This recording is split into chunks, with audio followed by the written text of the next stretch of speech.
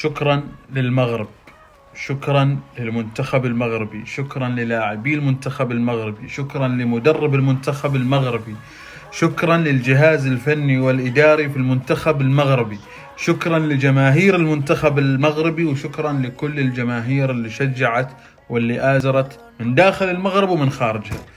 مشكورين، رفعتوا راسنا، حققتوا إنجاز ما حقق أحد قبلكم في تاريخ كرة القدم العربية.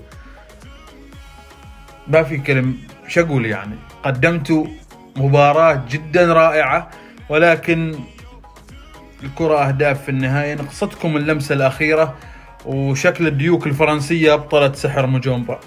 موجومبا هذه المرة كان توقعه غلط. فشكرا لكم وهارد لك، وإن شاء الله الجايات أكثر وأنتوا قدها وقدود. السلام عليكم.